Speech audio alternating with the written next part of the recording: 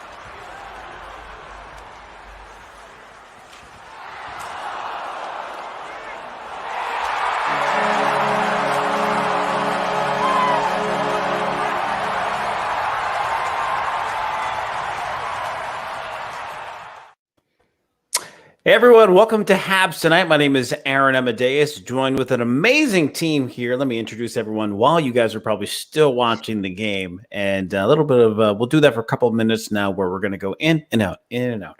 But quickly introduce everyone while we kind of gaze to our phones or to our other devices for the what is going on. We've got James Black, our producer, and as we call him, Young Jamie. No, we don't. Welcome, buddy. We have Anik Lamir. I have my notes. You go. There you go. Thank you. We got Mr. Brandon Legacy. The legacy will live on from the tweets that I've been seeing. Congratulations to you and the family, my friend. Thank you very much. Mr. Drew Deeks. What's going on, brother? What's happening? Not too much. You sound phenomenal. Thank you.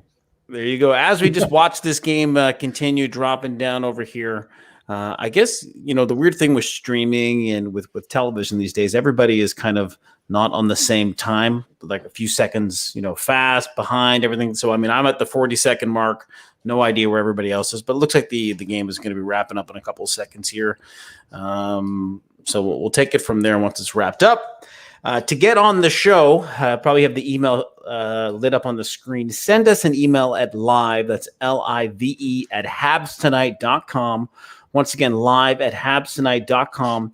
You're part of the conversation. This show exists purely for the fans, by fans, and with an ex-player of the Montreal Canadiens, Mr. Dale Weiss himself, who is at home in his lovely Winnipeg ranch. And he's got like a 5,000 square foot bedroom. But other than that bedroom, he's got a massive, massive, beautiful amount of land.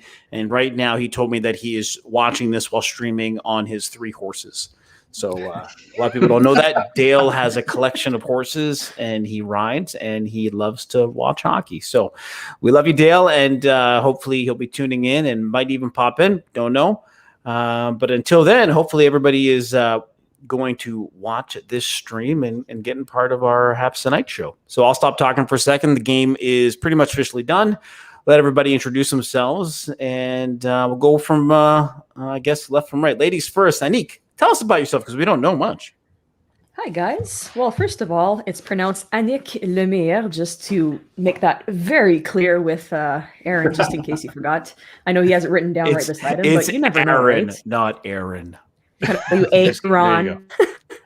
Aaron. It'd be easier. Okay. Hey, Aaron.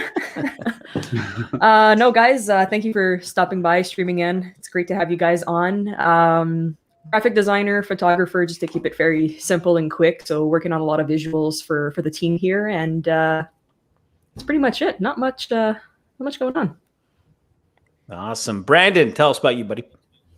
Hey guys, just a normal Habs fan that started putting content out and got a DM from Aaron here and asked if I want to jump on the show, and obviously I couldn't turn that down. And then got the addition of Weiss and the addition of Deeks and Nick, James, everybody. It's like a dream come true. So I usually run the social medias a bit, and I'll be doing post-game, pre-game stuff. Anytime content comes out, I love to jump on. So that's just it for me. Just a fan that loves putting stuff out. Mr. Drew. Hello. Happy to be here. No, this is a blast. This is our first time going live after a game, so I think we were all kind of looking forward to this. And just a guy trying to make it in broadcasting. I'm kind of taking my next step to get there, and this team is really a great place to be to do that. So it's been a phenomenal couple weeks, kind of getting this going. Really looking forward to just getting into the routine of doing this live after every game. So we're pumped, man. That's about it for me. Awesome. And last but not least, Mr. James Black.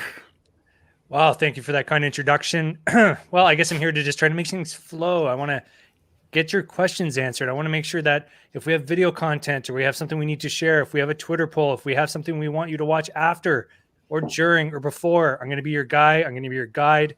And everyone here is just building such great content across the team. And we want to make sure you're just part of this every day. We want this to be interactive. We want it to be engaging. We want it to be positive. So just stick with us on the journey. We're about 12 days into this. Habs Tonight. Couldn't be more thrilled with the team, with what we're doing. And couldn't be happier to have such a great host like Aaron. So maybe Aaron, you should tell us a bit about who the hell you are while you're steering this magical journey on Habs Tonight. Sure, thank you. And very quickly, once again, if you want to be part of the show, email us live at habstonight.com and we'll get you in the green room. And once you're in the green room, we'll bring you up and you can talk to us a little bit about what thought about the game tonight. Good and bad, but let's stick to the positive, folks. Let's try to do that as much as we can.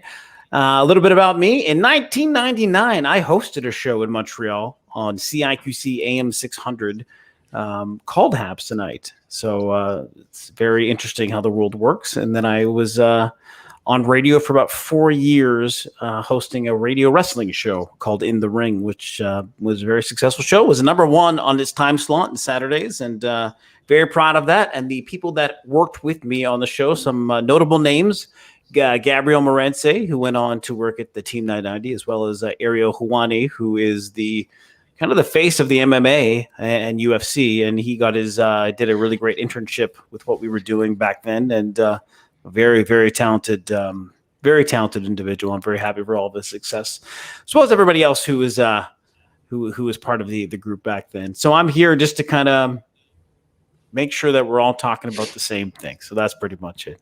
I'm Dale's other partner. Yes, that makes perfect sense. There you go. So I want to say one thing clear. If you, as a post-game show, if you want to call up, yell, complain, be angry at certain things, we're not the show for you. Let's get that right out the front door right away. We are not the show for you to come on, scream. If you want to be critical and provide, realistic feedback where you can say, hey, here's what I really like, here's what I don't. I'm looking forward to A, B, and C. But if you just want to come and just if you want to crap on certain players and stuff like that, this is not the place for you. There's local radio in Montreal that is, makes a living doing stuff like that. Local media members that do that. And there's nothing wrong with that. That is their thing. This is our thing. We're trying to have a different outlook and a good conversation about what we see, what can be better, and to talk about the good. And I think in the year 2021, we need to kind of a little bit focus on the good out there these days and not, live in the terrible and the negative. So I'd like to throw that out right away. Once again, live, LIVE, just follow it down and send us an email to say, I'd like to come on the show. I think we already have one or two people that are messaging that out. So just a couple of quick tidbits on the show today. So we had a whole bunch of stuff of what we wanted to talk about and some of the key points, and we'll go back and forth with the team over here. But number one, I'm not sure if you can see this or not, but the fourth line of the Montreal Canadiens today is by far, I think, one of the best fourth lines we've seen in hockey, in my opinion, in a long time. Corey Perry, I guarantee you there are 30 other general managers right now in the NHL who are sitting down and saying, we could have claimed him for $750,000 when he was on waivers. What an addition to this team. He is in. I mean, once he went from the taxi squad back into the Habs lineup, other than a couple of hiccups here and there in terms of moving him back and forth, he's been a staple on the fourth line. He's been phenomenal. He is a leader. He's getting banged up. I just think he's doing amazing. I'd love to get everybody's thoughts. Start off with Mr. Drew Deeks. Thoughts on Corey Perry right now? Yeah, before the game started, I was like, you know what? Just the way he's been playing, you kind of had a sense that he might make an impact in the game again tonight. And I don't know if you guys saw that backhand move he made on Markstrom. He almost converted it in the second period. That was a mint-looking chance. And he even looked at Markstrom after and was like, I had you beat, right? And I think Markstrom knew it, but couldn't finish. But I mean, as the season's gone on, again, he's just been phenomenal, and it's pretty clear that it's going to be difficult to take him out of the lineup at this point. And the Canadiens are going to be really happy to know that he didn't get claimed on waivers, especially at this stage of the season. Yeah, Brandon, what are your thoughts? I like Corey Perry just for the fact of, I know some people are complaining about his speed, but he's not brought on the team for speed. It's on that power play when he's right beside the net. He does this thing now where it's either he takes it, he backhands it across crease to Gallagher, or he will try to bang it in, or he'll do like that move tonight. So he's starting to create a little bit more space now because he'll keep the defenders and goalies guessing. He's not doing the same thing every time. And then tipping shots or anything, I think he's got a few tip goals already this year. So like I was saying, just He's not there for speed, and for $750,000 and what he's doing from the fourth line and just playing the power play minutes, it's a great signing by Mark Bergevin so far this year. Yeah, and I'll leave that off with obviously a Nick.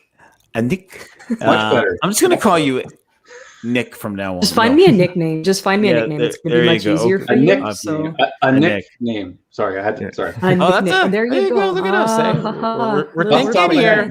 We're thinking. I like this. We're thinking. I like it. Yeah. We're good.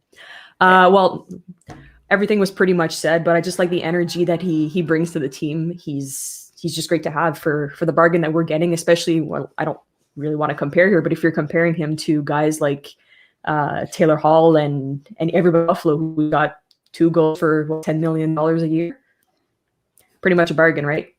Oh yeah. So just like the energy he's bringing. Yeah, and the leadership, the guy has won at every level: Stanley Cup, World Junior, as well as an Olympic gold medal. I mean, just what a find! What a fourth line they've got going on. Yeah. James eventually is going to hop on out in terms to make sure that we're getting the interaction that we need in terms of our social media presence, as well as answering some of the tweets. And once again, to any of your, if you put in some comments, we'll put them on the screen and we'll answer some of those questions. So please feel free to post those out. And once again, get involved on the show live, live at habstonight.com. We are interactive because once you send us that email, we're going to send you a very secure link, and that will bring you on as a guest the way you see here. You don't need to be sitting in front of a computer, cell phone. As long as you have a camera on your phone, you will join Le Spectacle avec Habs Tonight. There you go. I like that.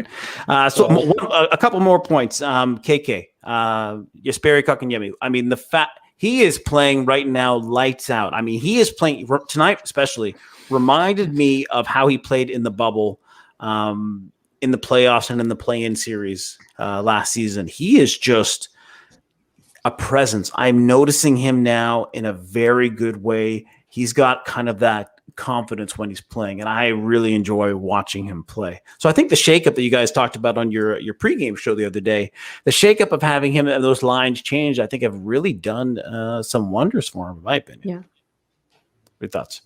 No, 100%. I find Kotkaniemi, they knew when they drafted him, he was a couple years away. Just the lack of depth at the center position just kind of launched him in that role anyways. We always hear the Tkachuk or Kotkaniemi debate, but I think the Habs knew it was going to be a few years. I mean, the kid was the youngest player in the league and still is the top 10 youngest player in the league, and it's his third season.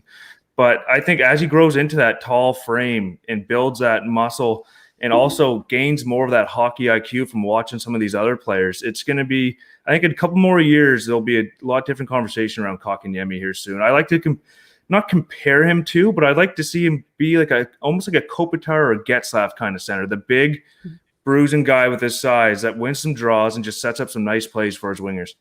Yeah, and some interesting stats that were thrown out before was KK in the face-off. Anik, what would you? What were those numbers again? I believe what I read on Twitter was that he was 63 or 68% in the second period as well. So I find that even just in the face-off, he's been improving a lot in these past few games, and it's a key part of the game, right? So if we can start improving other plays on the face-off as well, it's going to really help us out. Yeah, no, absolutely.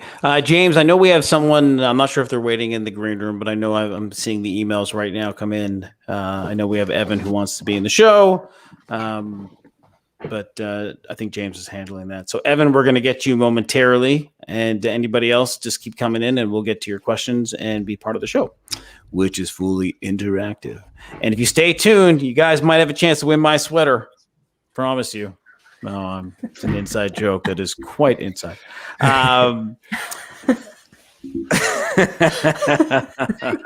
Yes, I did that. I went there. Doesn't matter to me.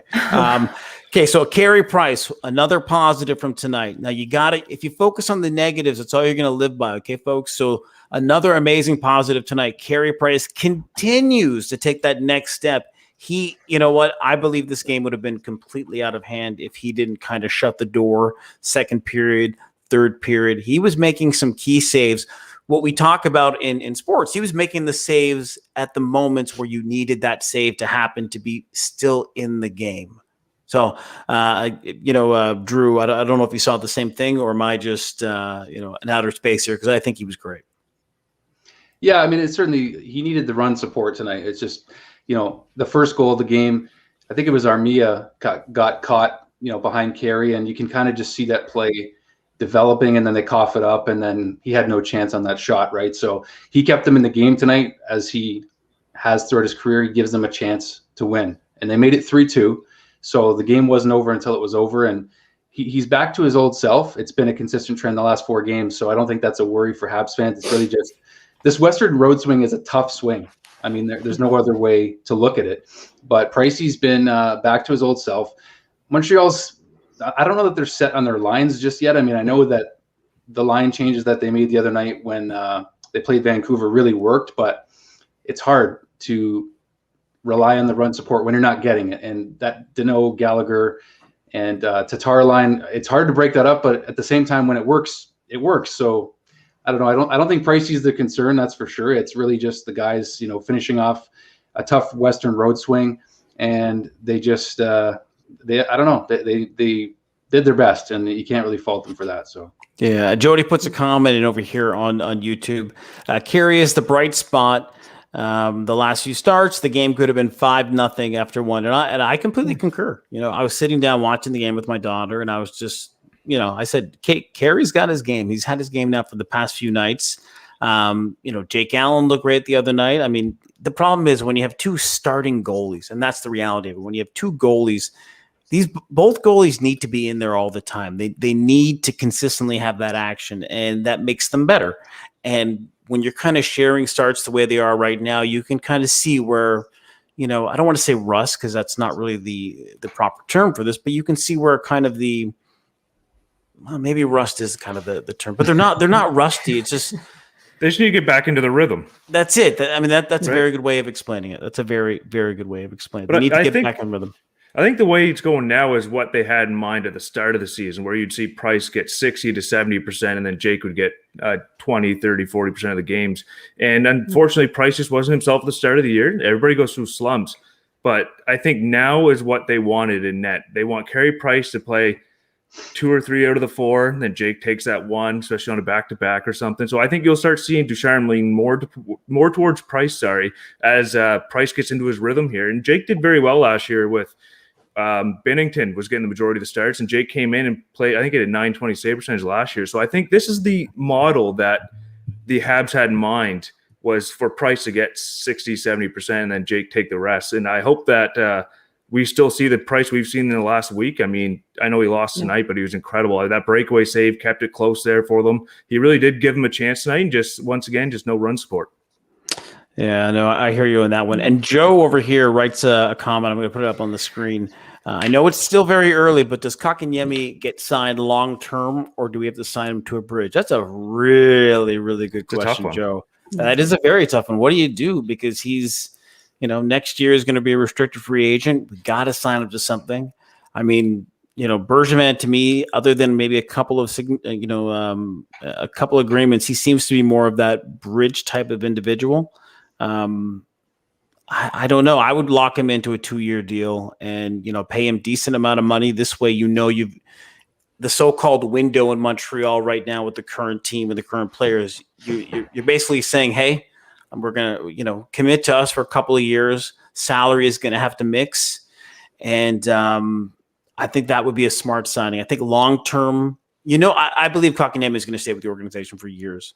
But I think signing him to a long-term deal, I don't know. I mean, he deserves it. I want to see him on this team for the next 15 years, to be honest with you. But I don't know if doing that today is smart given the COVID, the COVID era we are right now. And yeah, what are your thoughts? The flat cap era too. That's the other thing. So the cap isn't going to go up anytime soon. So I think you're going to look for every opportunity to save money on that cap. And if you can with your younger players right now that aren't going to be, wanting those big contracts too soon, that are okay with maybe, waiting a couple of years, maybe earning that big raise as they should, then, it should be okay to do a little bridge for Kotkaniemi, I think. That's a good point. 2 more comments here before we go to Evan. Once again, get on the show. Email us live at habstonight.com. This is an interesting one here. This is a hot take from Kevin saying Bergevin might not be there to make those decisions depending on how the trade deadline and postseason go. It is a very hot take. It is a very good point. There is a business side of hockey in all sports, so that might be the case. And also this year with the trade deadline, they got to figure something out where you can get players in. You know, if the NHL and the governments can work together, and if someone's fully vaccinated, that changes the way that you can make a trade, in my opinion. So it'll be very interesting to see what we have. And then the other comment before we go to Evan on the line is from Ron. Thought this was a pretty interesting one over here. We need to keep Romanov on the top D if he continues to build his experience by baptism by fire. That's a very good, interesting take as well, because did that work with Mete when they put Mete on the top line with Weber a couple of years back? So it can go two ways. It can go really well, or it might not go as well. So Montreal is famous for doing this for many years with Markov, by throwing someone with Markov, because Markov was so good that you can put anybody beside him and that person automatically was just elevated, up like that. So, it's an interesting thing to think of. Quick thoughts before we go to Evan. Do you think that makes sense? I think so, because Romanov, people have always sung his praises about how smart he is and how he's coachable. He'll always adapt and want to learn. So I think giving him time there, it's just only going to help him get better, because he can't learn to be that top pair guy if he doesn't play those minutes. He's got to get used to the caliber of players. They're different from the third or fourth liners. When you're playing against Matthews or Marner or anybody else is playing those top line minutes, you got to get used to their speed and their skill and how they play compared to a third or fourth line or grinding line. So I think throwing him into the fire it's the only way he's going to learn right now, especially with Sherrod out. This is his time to step up and make those plays. There's also some young guys. I'm sorry to Anik. There's also some young guys in Laval. I mean, and the taxi squad. I would love to see Fleury come up and play. I mean, there are, and he was there last. There's so many. Montreal's got some depth on the defense core, and to me, I'm just remembering this. My wife told me that I moved my pen too much, so I'm going to stop. You got to get that feedback from your better half, right? And she said, "Don't move your pen." I went, "Okay, smart." So I'm going to make sure I stop moving the pen. I'm going to clip that note so I can send it to her, and so she won't yell at me. Just kidding. I love you, baby. And. Totally forgot where I was there. Oh yeah, the depth with the young defensemen and the young defense core in Montreal is phenomenal. They've got some really, really good pieces coming up. And the one sad thing is I always think about is imagine the second line pairing right now. Could you imagine first line you've got or let's say first line you'd have Petry and Sergachev. Second line you'd have Weber and Romanov. I mean, you can always wish what could have been, right? But it's just fun to think about sometimes, right? And that's the whole point of fantasy hockey, is that you make it a fantasy. We're going to go to Evan right now. Once again, if you have you'd like to get in on the show, this is a fully interactive program. You can call in the same way, or we can put you in video chat with us, and we can have a really good conversation about the game and the players, anything you want to talk about. It's all you have to do is email us live at habstonight.com. First person to join is the first person who did join the other day. We got Evan. Welcome to the show, buddy. I'm not Evan. I'm sorry. He gacked out. It took too long. You hung up on him, didn't you? No. Evan, if you're out there, you're welcome back. We lost you. He said he had some issues with his phone. So.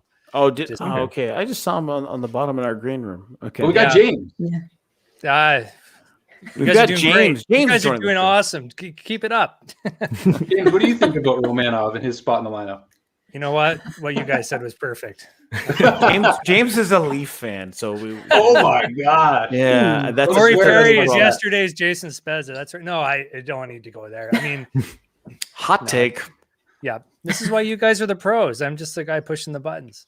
But I will say this. Can I just interject and say, look, if you're watching tonight and you're not following us on Twitter, Twitter is on fire for Habs Tonight. It's at Habs Tonight. We're almost at 4,000. So please follow us on Twitter and come join the fun. It's Saturday night. What else do you have to do than hang out with a bunch of Habs fans on Habs Tonight? and get to meet some new friends. We're your friends. We're your friends now. We want you on the show. Just send us an email live at habstonight.com. Awesome. Thanks, James. Can Okay, I so also back. just make a quick point? Absolutely. Since we're talking about followers and such, if we have any French followers who would like to ask any questions in French or call in French, I speak perfect French. French is my first language, so I'd be happy to accommodate you guys in speaking French. So feel free why don't to. why don't you say this in French, en français, s'il vous plaît? Je m'excuse. Donc, je parle à notre fanbase française. Si jamais vous avez des questions ou si jamais ça vous tente de nous appeler puis discuter en français, ça va me faire plaisir de vous parler en français. Better, Aaron? To translate in English, she's saying, if you're French, get on up, email us. But what's the email address? You didn't even say that in French. Live at habstonight.com. .com. Oh, that sounds way better in French. I know, seriously. Not bad, We eh? just need to have our email in French set out. Yeah, Way yeah, better. that's amazing. Good job. Okay, you're hired. You're hired. Oh, sweet. One feel of the like we're- bright spot tonight, though, we could talk about is Jeff Petry's season. Oh my goodness! Oh, that, yeah. that was a great point. Norris caliber season. Also, I feel like we're in Hollywood Squares here. The way that our things are lit up, I like that. Right? We got Who's Evan gonna back, though. We should go to Evan just so we don't keep him waiting again. Oh, we got Evan back. Okay, perfect. Yeah. Evan, welcome back to the show, buddy. How you guys Evan. today? How are you, bud? Hello. Fantastic. The phone glitched right before you put me on. Don't worry All about right. it. It's probably We you got probably you have an iPhone. There's lots of glitches on those things. What are your thoughts on tonight's game, Evan? Well, tonight's game, I thought we were a little bit off, but we played our best every game. And honestly, I always believe in Montreal, no matter if we win or lose. We play our hearts out every game. We might have bad games, but we always fight back in the end. No, it's a very good point. And you know what? You got to give credit when credit is due. Calgary has, they have a new coach, and you can see they have an extra step when they are playing right now. I mean, Calgary is playing really, really well. I was very impressed tonight and the game before to see how well they were doing. Yeah, I'm not sure about that, and the popcorn noise. I don't know where that's coming from either. But I'm very impressed with Calgary, and like I said, for those folks who says that Montreal didn't play well tonight, you know what? Sometimes you go up against a team that is just playing that much better, and Calgary was playing great. And you think of Markstrom, okay? This goalie, he is, he's able to do for Calgary what they haven't had in a couple of years, and I mean, this is a bigger conversation that we can talk with Canuck fans, and I would love to get Vancouver Canuck fans to come onto the show tonight and talk about this, because how do you give away Markstrom? I don't understand it. How do you let this guy walk? You let him walk. You let Toffoli walk. I don't get it. These guys are amazing. They're having great seasons, so I'm so happy for them. It's so great. But it's just, as a Vancouver fan, you're sitting there, you're saying, why'd you let them go? So it is interesting. But yeah, I love the yeah, Evan, I love that passion, man. Like that's the passion that you have to have, right? As long as the players on Montreal are giving all they can, I mean, what else can you expect? I mean, Evan's got a good attitude, I would say, yeah. Attitude and passion together for sure. Yeah, they're not trying to lose on purpose. These guys are playing. They're playing in the. I don't. So here, I'm going to say this right now, and this is just this is just a realistic thing.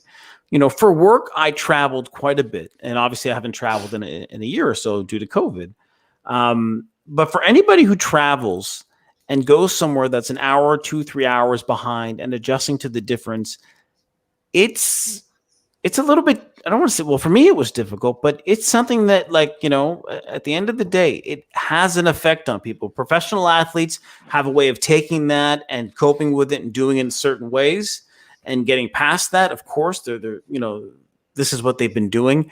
But, road trips are usually those, that's why they say there's a home team advantage, because you're at home, another team is visiting you. And especially when you're 2 or 3 hours behind, and these things have a drastic thing on the way you eat, the way your body digests, the way you sleep, like all these different things, right? So I'm not making that as an excuse at all.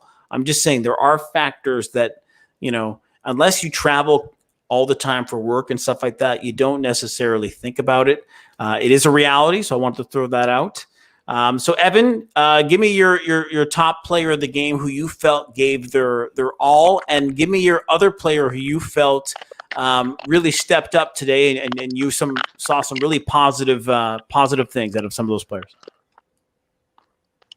Honestly, the last few games, I've been seeing some improvement by Phillip Danault since he scored that goal against Vancouver.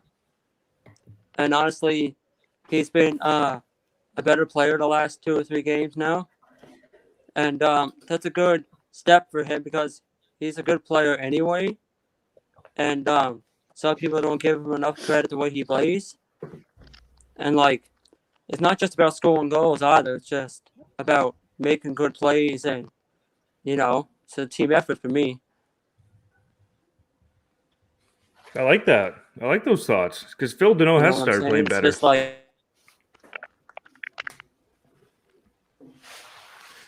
Keep going there. We lost you there, Evan.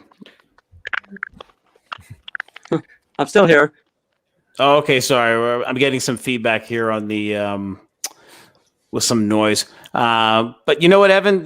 That's you touched on a whole bunch of stuff. Really made a lot of sense. We appreciate you interacting with us and coming on the show. Stay tuned next week for the live show with Dale, and it's going to be really good. We got some, the next couple of weeks, we got some really great guests coming on. Thank you so much for coming on the show, brother. Thank you, Evan. Appreciate it, man. Okay, I'm trying to see his phone froze. Yeah, I know that's the problem sometimes. I just want to see if we can get in right now. I'm going to see if Montreal is at their doing their not press conference, but their post game show on Zoom right now. They usually air it live on the. Trying to think where they air it live. He's on Twitter. They do Twitter live sometimes. They do Twitter. I know they do it on. Right now. Yeah. Is it on Twitter right now? Yeah. James, can you look into that and share those if it's on Twitter live, and maybe share that screen? I'd love to see what's going on with the post game reactions and hear what the players have to say. That would be great, and I'd love to be able to see what's that. And then if anything's in French, we can have Anik translate that into English for us. During the show. That was I think that's a good idea. We got another comment over here from Chris who says Paul Byron was a beast tonight. I agree. Heck Paul Byron yeah. came out of the he just came out like he was crazy. He was awesome. Like I said, and where is he on the spectrum in terms of each line? 4th line. Just like the 4 horsemen in the WWF and WCW, he is on the 4th line. Let's go right now. We're going to mute our mics and we're going to watch Dominique Ducharme with what he has to say. And if we have any translation, we'll be able to get Anik to give us the kind of the Coles note, the cliff notes of what was said. But we can't get the audio. Might be having an audio, and it might be going through James's headset. But there I you agree go. with the Bayern thing, though. Is one thing it is when players play against teams that didn't want them anymore because Paul Byron was on waivers. It's like they have that extra drive that night, right? Some players will put money on the board if they're playing X teams. When you get tossed on waivers and another team claims you have a lot of determination to prove them wrong that they made a mistake. So I love Paul Byron's game tonight. I love that speed, and if offense isn't everything. Yes, you need to score to win, but when you see him using his speed and being effective on the penalty kill, it's what you need in a winning team. So I love Paul Byron's game. Gotcha. No, I agree with you there. James, do we have the ability to showcase the chat right now? Sorry, not the chat, the press conference? Can't hear you. We're learning as we go. You're still here not too, there, so. James. You're still not there. Got to add you to stream, buddy. Okay, now you should be there. There you go. Okay, what's happening there, bud? Yeah, I'm getting in my cans. I can't put it up yet. I'm trying to Okay, so figure it out. you'll work on that. Sorry. Yeah, one sec, guys. Sorry. No problem. That was my cousin Chris Martini that asked that Paul Byron question. Oh, was it? Oh, okay. Yeah, I really want to get to the when James figures out, he's probably has to change his the audio out, and then we'll be able to do that, folks. This is our first live post game show, so please bear with us, even though we've had at least 17 hours to prep for this. So don't worry, it's okay if we can't poke fun at ourselves. And seriously, then you know what. I mean, you got to poke fun at yourself. Me and the pen, and once again. If everybody can donate $1, I am going to give you this sweater. I promise you. Okay? It's available at Old Navy, and I will ship it directly to you. Promise. I think we're better off trying to get Weiss to do a okay, listen. A giveaway, yeah. for everybody who listen, we're going to do a whole bunch of really cool merch. There's a whole bunch of stuff coming up with Dale. He's going to be putting together some brand new clothes. Hopefully, he's going to be putting together some brand new merchandise, Dale Weiss official merchandise. And the ways to get it are literally only going to be through this program, through the live show. It's going to be signed by him. It's going to be really, really neat with what we have. Oh, here we go. We were not. Here he is. Not moving. Martin McGuire. Dominique, un petit peu plus tôt, Jeff Petry a parlé de support qui n'est pas là actuellement dans votre territoire. On ne vous a pas vu beaucoup attaquer. Est-ce que c'est parce que dans votre zone, ce support-là n'est pas là actuellement? Ouais, ça fait partie de. Quand je dis qu'on ne bouge pas, on n'a pas bougé, surtout là, en première moitié du match, un peu mieux dans la deuxième moitié, là, mais ça en fait partie. Pour tous les joueurs sur la glace, mais exemple sur nos sorties de zone, c'est si tu ne bouges pas pour te rendre à l'endroit qu'il faut que tu sois pour donner une option. C'est dur d'exécuter. Donc, on s'enlève nous autres même des options en n'étant pas actifs comme ça. Puis c'est ça qui a fait qu'on a eu plus de problèmes. Simon Olivier. Un peu dans la continuité de tout ça, au cours des 2 premières périodes, vous n'avez pratiquement pas eu de lancer à 5 contre 5 à l'intérieur des cercles de mise au jeu. Est-ce que c'est toujours attribuable au manque de mouvement? Est-ce que c'est la couverture défensive des Flames? À quoi tu attribues ça? Mais tu sais, quand tu ne bouges pas, là, tu passes plus de temps dans ta zone, tu ne bouges pas, tu ne tues pas de jeu, tu passes plus de temps dans ta zone, tu récupères la rondelle, tu gagnes les rouges, tu la mets dans le fond, puis tu viens changer. Il n'y a pas de grande offensive là. Donc, tu sais, notre offensive, elle part de plusieurs façons. Mais tu sais, quand tu passes trop de temps dans ta zone, quand tu t'en sors, tu veux rentrer au bain parce que tu es fatigué, tu ne peux pas attaquer. Donc, en gros, c'est un peu partout là, que on pouvait pas, on n'avait pas de sport défensivement pour sortir la rondelle, autant aussi dans notre façon de jouer dans la zone défensive, à travers la zone neutre, en zone offensive, mais on avait de la misère à se rendre là parce qu'on prenait beaucoup trop de temps à sortir. OK, on va prendre 2 autres questions, puis après on va passer à Nick Suzuki. Jonathan Bernier. Oui, salut. Dominique, tu t'as parlé de Phillip Danault tantôt. Qu'est-ce qui lui est arrivé? Est-ce que c'est quelque chose qui est arrivé pendant le match ou c'est quelque chose qui traîne depuis quelques rencontres peut-être? Non, c'est arrivé durant le match. Là. C'est rien de... Je pense pas que c'est rien de grave. Là. Sauf que ça l'empêchait de performer à son maximum. Okay, why don't we pause right there on that one? Ooh. Probably one of the questions being asked. The guy fell off. That's me. Sorry. Oh, you okay? I knocked over my seat. You have no idea how uncomfortable this position I'm sitting in is. I had to go stretch while Dom was talking, so I'm definitely going to need a Nick to translate that. Drew comes back up and there's blood on his face. And like, I'm fine. Don't you had worry. the rockin' last week, and now you're talking like this. Okay. Nick, you want to give us the little clip notes there? Yeah, for sure. So basically just a quick recap on getting out of our zone, first of all, which was just not happening. Passing was just horrible going out of the zone as well.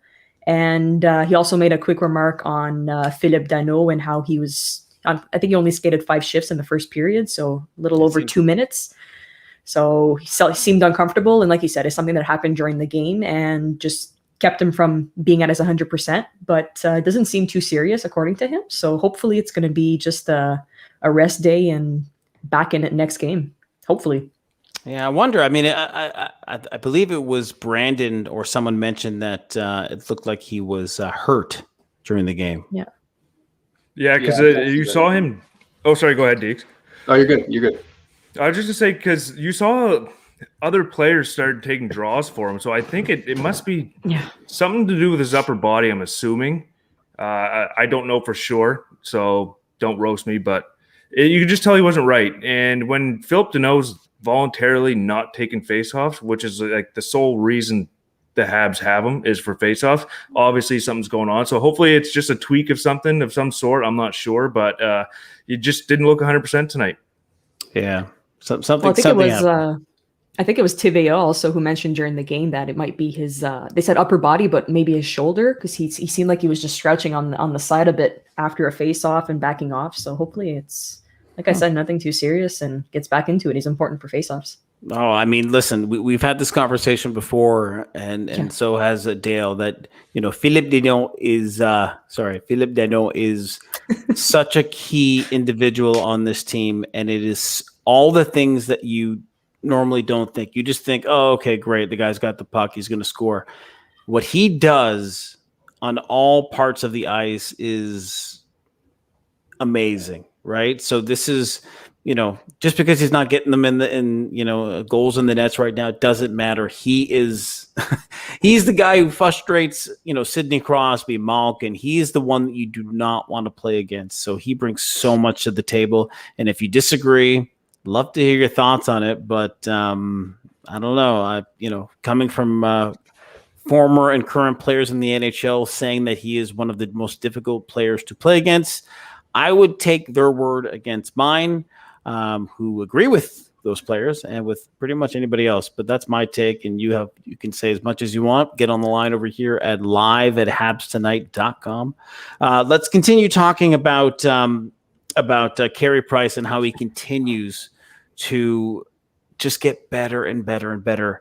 I counted 5 saves that kept the Canadians in the game. It could have easily been 5-0 in the first. It was like you need your veteran presence to stand up and show up, and he's the guy you want right now to make a stand and hopefully push the players in the right directions. Maybe they'll feed off of how he's playing, and that's what we're hoping right now, because he's playing like his old self. And if you look at his stats for the past week, he's been insane. Yeah, and you know what I love about him too?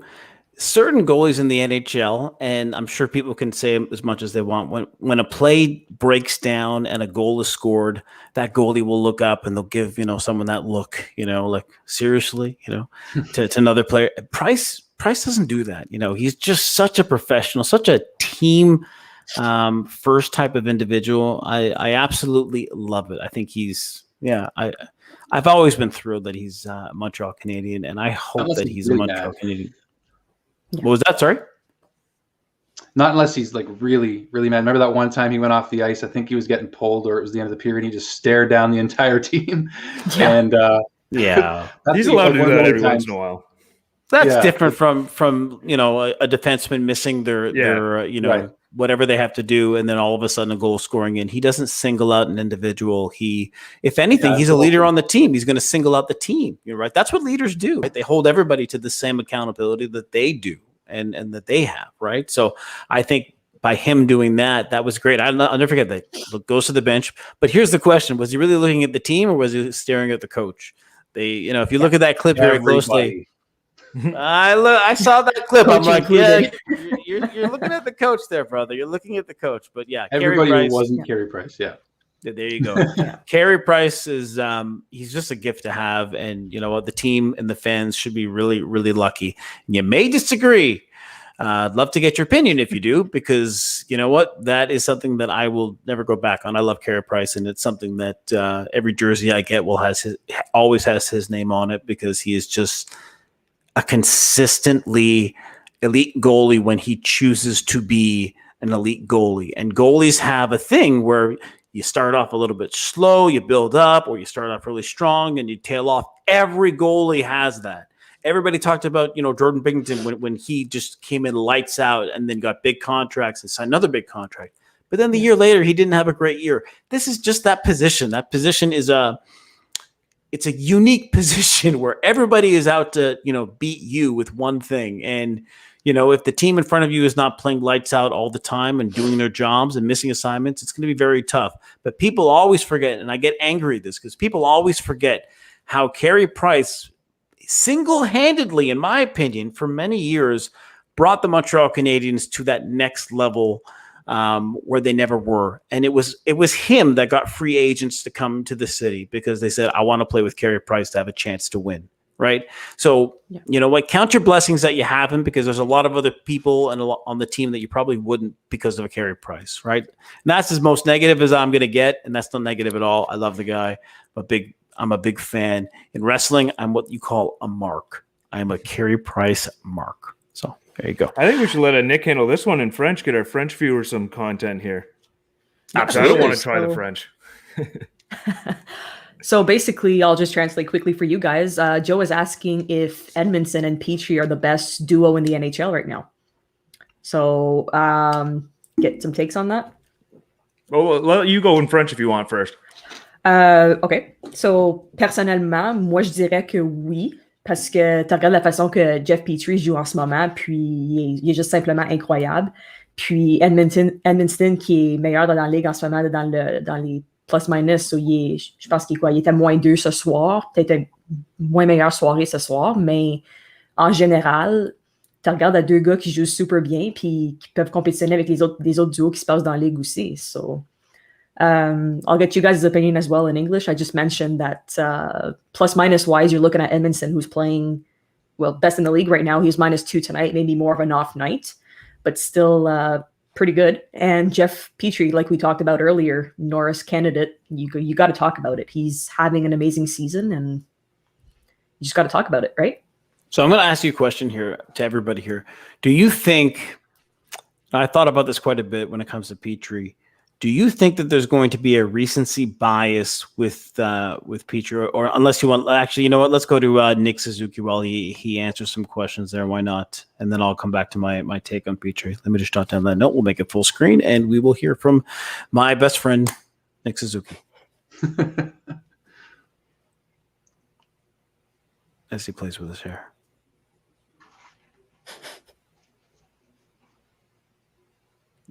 I guess he's waiting for a question to be asked. So, Nick, is it true, the rumors? Okay. James, I guess not. Okay, so James will let us know. Try one more time. He wasn't getting a question. I'll try him again 1 sec. Okay, guys? It's the Montreal media's fault. It's not us. Yep. This is really interactive, how you can come on the show, watch it, and then be able to kind of see and hear what is going on in the press conference, the post-media scrum. Ooh, I just hit my mic. Hey, you take that. I actually found... I was going to say, Aaron, while we wait. Okay, never mind. Hi, Nick. I asked you the question, but I was not able to hear you before.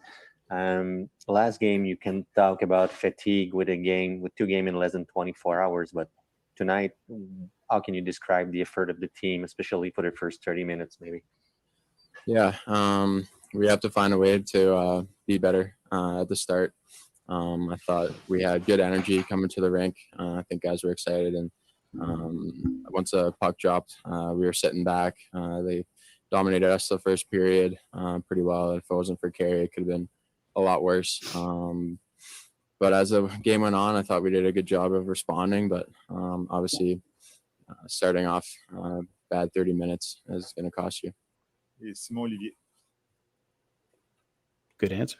On an unfortunate play, you were hit by Carey Price behind the net. You seemed kind of, it seemed like you were injured or something. Did you have to go through the concussion protocol, or what did happen after that? Yeah, I never felt anything in my head. I got a jersey burn on my top of my lip, but I think someone in the NHL told our trainers that I needed to go back, so I had no symptoms or anything, and passed the test pretty easily. All right, thanks, Nick. Merci. Malheureusement, ça sera tout pour nous autres parce que le okay. I mean, what do you expect the guy to say when you ask a question that says, "Oh, what's your excuse for 2 days?" And, I don't know. Don't get me We should ranting get on Dale's the media, take on right? this. He Oh, I likes think this. Dale and I have a very similar Calling opinion Bill. on the media. Actually, Aaron, I wanted to maybe post a comment here where you asked if anybody disagreed to post a comment. So I wanted to get your take on this one here when you were talking about Carey Price earlier, what Robert had to say. You think he looks better and better? Price made several mistakes tonight. He can't handle the puck properly anymore and cheats on his positioning. Sorry, I disagree. He's very consistent. Well, I mean, first of all, Robert, you said that in a very, you weren't. I mean, you're not being angry in this, so I'll respond to it. Appreciate the feedback. Let's look at a couple of different things. Right now, Carey Price is without a goalie coach. He has a goalie coach from Laval. The goalie coach is coming in, is in quarantine. So there's different parts of the game that you kind of want to adjust. Losing his positioning, I don't find that. If you do, that's okay. I mean, you have a right to see that. I would disagree, and I would say if it wasn't for him and his positioning tonight, the score of the game would be much, much higher. We're looking at a 3-1 game versus being a 6-1 game, in my opinion. And I do not think he cheats. I think Carey Price he's an elite level thinker. And when you think the game, see the pen, when you play the game and you think the game in certain ways, you're going to be a Carey Price. And there are 29, if not 30 other teams in the NHL who would love to have Carey Price in their nets. But I thank you for the comment. You know, it's okay to disagree on things. Absolutely. No, 100%. It's the way you go about it. Exactly. And that was a fair question, a fair point that Robert put out. So there's nothing wrong with the way that he put that out. I just disagree. Hold on. I'm getting a message here from my wife. Something to do with the pen, I guess. Okay. Oh, there's a couple of points over here. I'm not going to repeat them all. Okay. I like this one. Yeah. Just because I made this a lot of things to say. This is good. This is. I like this one though because I've said it before for anybody that's watched my stuff prior, but if you notice, Jake Allen is very similar in that manner, and I think that helps out the Habs a lot when you have two goalies that puck move the same way essentially. Because if you have one goalie that plays puck all the time and one goalie that doesn't, the defense are constantly changing every game of how they're going to approach going back into their own end. And I think with having Jake and net playing the puck similarly to Carey Price, it's actually huge. So I like how he's like every broadcast you hear the announcers, they keep saying like Carey Price is like the third D-man back there. He's like the sixth player. He's moving the puck all the time. He stops the rim arounds like the best I've ever seen, really. So I just like that comment. So I thought I'd point it out. I can't disagree with you. So I'll go on to the next. What's the next comment that we have over here? What did Chris say over here? Chris says Carey Price. Okay. I mean, listen, I don't know if that's happy Carey Price or a mean emoji word Carey Price. I will just say this. You know what? For the years that the Canadians have been in the playoffs, that have made it to the conference final, that have gone to the first round, they have done it with Carey Price, with the team that has really not, if you look at who has won and who they've played, it's a monster teams. The fact that Montreal is still competing is because of players like Carey Price.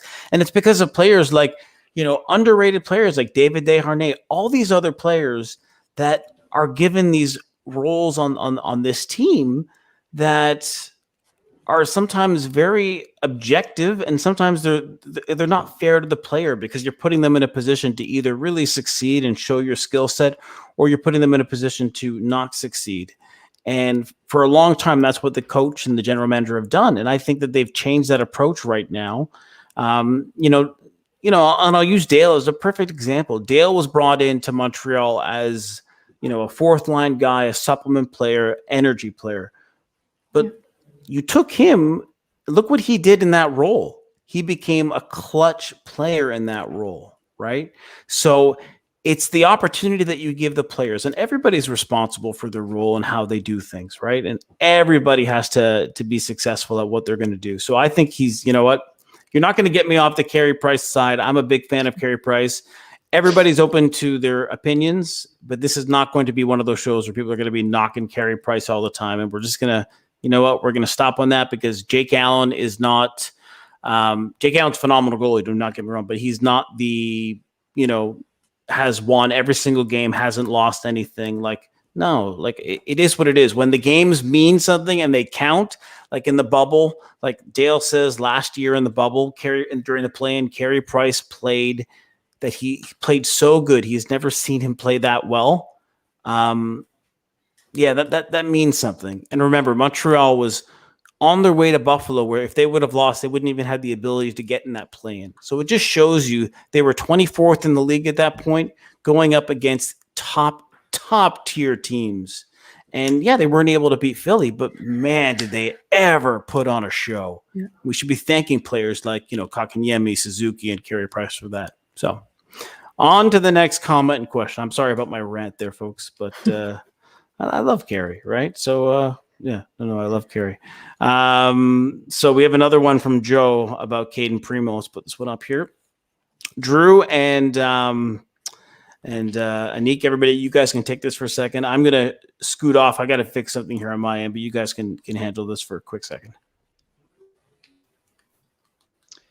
All right. So when do we think Caden Primo is getting that call up? Personally, I think he's our next big thing. But when do we think he's coming up on the main roster? I don't want to be rude, but like he's kind of the last player I'm thinking about right now, like to be called up. Yeah. Unfortunately, not unfortunately, I would say fortunately, it's a good thing that he stays down there as long as he absolutely has to, because we've seen it too many times where we've called up prospects too early. I mean, Ryan Poehling came in, we all know the story of him coming in and getting the 3 goals. And then we haven't really seen that much of him since. And it's hard. Yeah. The NHL is hard to crack, but our goalies, I don't think our goaltending is the issue right now. So I think it's probably a while before we see Caden Primo, and that's a good thing. We've got Jake Allen, and we've got to use him while we got him. Extending him for another 2 years at a lesser price was a huge, huge thing for the Canadians. And you know what? I was honest. I said recently that I think Allen was outplaying Carey, and he was. I think Carey Price would be the first one to tell you that Allen's pushing Carey, and he's pushing him by the way he's been playing. And now Carey's back to being Carey. And I think if you looked at the way the Canadians played tonight, it really wasn't the goaltending that was the issue. Look at the first goal. Just watch the first goal. Watch how that play developed. They got lost in their own end. They got too cute in their own end. They coughed the puck up. It goes in. And Montreal, if you look, they just couldn't make passes. As Brandon said earlier, there was a lot of orientation, if you will, in their game. And if you look at Calgary's transition game tonight, that's where Montreal got beat. I mean, Calgary was turning the puck over like crazy and just coming up the ice, making rushes and making plays. So you got to give Calgary credit too. You can't just look at how bad Montreal was. Calgary is working well under their new coach right now. So, Calgary came out flying. Yeah. I mean, last both games, yeah. Oh, and remember, their coach is not, I don't want to say a new age coach. Their coach is, he's very aggressive in the way that he coaches. He put them through a bag skate. I mean, that's a team where, hey, first game and second game, if you're not playing up to par, you're not playing, right? And they showed a really interesting graphic during the game tonight, courtesy of Rogers, where you can actually see it. You can see the players who, since Daryl Sutter has come in, who have gained ice time and who have lost ice time. So he's old school, and doesn't matter if you're a star, if you're not a star, it's all about how you play, right? And so to me, that was very interesting, the way that they did that. So I find with Sutter alone, like he's got the old school approach, but I saw somewhere tonight that he pays attention to analytics more than some people think. So I think he's going to bring almost like a new age of old school kind of play, but with analytics in mind, where like you looked at the forecheck of the Calgary Flames. I saw somebody post comment about Alex Gagne there about the Calgary forecheck, but they're all over the Habs. And you got to remember, this was Montreal's 4th game in 7 nights or whatever it was. Calgary had 3 or 4 days off waiting for the Montreal Canadiens. They're going to have extra juice on top of a new coach that they're trying to impress. So, I mean, I'm not making excuses, but it seems like the Habs are set up for failure on that point. But you can't discount the Flames. I mean, they played good hockey. Like Montreal had no room. Like they shut down everything in the neutral zone. Montreal couldn't move, and you got to give credit where credit's due. The Flames played a great game tonight and Thursday night, whatever night it was. Yeah, no, I agree. I read the comments here for Price, and I'm not even going to get into any of these negative things on Carey Price. Like I said, I think collectively as a team over here at Habs Tonight, we really like Carey Price. We love him, and when we get into the playoffs, folks, he's going to be in nets, and he's going to be the one that you're all going to be saying, "Thank he's going to be ready." goodness. Yeah, and we're all going to be saying, thank goodness we have Carey Price. So remember that now for the people here who are saying things about Carey Price, and then for the media asking silly questions like, okay, well, what's your excuse now? You know what? Everybody can have a good game and a bad game. And also, there's nothing wrong with saying the other team was better tonight. Especially when they were. And there's nothing wrong with saying that. Like, that's just, like, what is this? Gotcha? Like, I mean, I don't know. I'm sure the Montreal radio is burning having a right field now. day with this. Oh, absolutely. They're having a field day. I'd love to be looking at Twitter right now and seeing what people are saying. Well, I don't want to be. I mean, we're already seeing radio personalities, being very negative towards certain individuals out there just because they're saying certain things. It's just enough. Let's get to this comment here, though, because this is interesting with Montreal's situation on D. Depending how long Sherratt's out, do they make a move with the quarantine and just use one of their AHL guys to fill a hole for then? I mean, you think you'd have to lose another roster player, so that's another hole you'd have to plug, depending on who they get via trade. I'm curious what you guys' thoughts are. See, I'd like to see, like, I know Aaron mentioned it earlier, but I would love to see Fleury in the lineup. He played great. I don't know if was it last season or the season before, just big body, big energy. He played great. So I'd like to see what he could bring to the lineup as well. Not saying he could replace exactly Sherratt or where you put him exactly, but I just love to see what he could bring. What's the worst he can do, right? I was thinking of Xavier Ouellet for some reason earlier tonight because him too. I like what he did in the bubble, and I think he was sturdy enough to show that he deserved to be there. And he's the captain of the Laval Rockets, so maybe maybe it's hard to take him off that team. He's your leader, and if they're doing well, But then again, he might deserve a promotion. Who knows? So I think that he was stable enough to show that.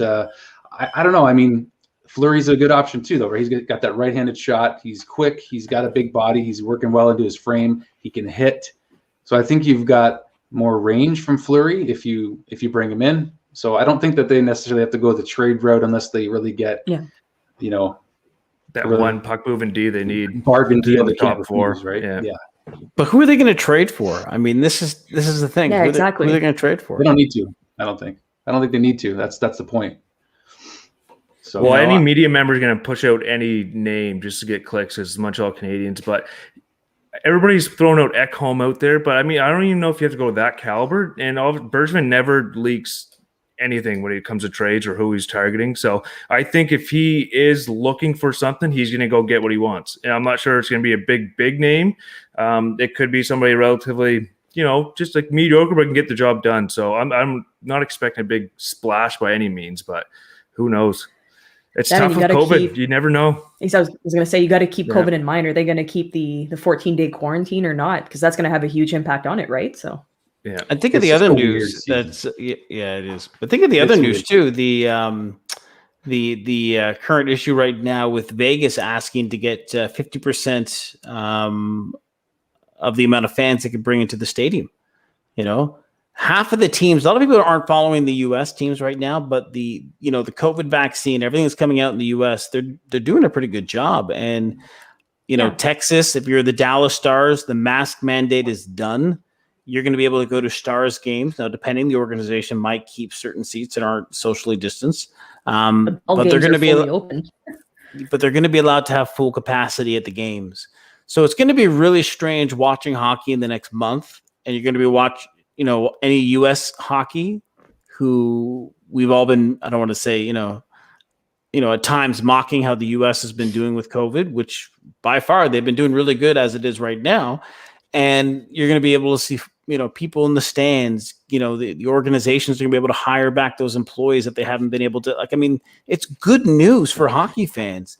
And especially when you're watching a game and you need that energy from those fans, it is something that is so missed. Like I can just imagine it is the Bell Center and having hockey fans there and being.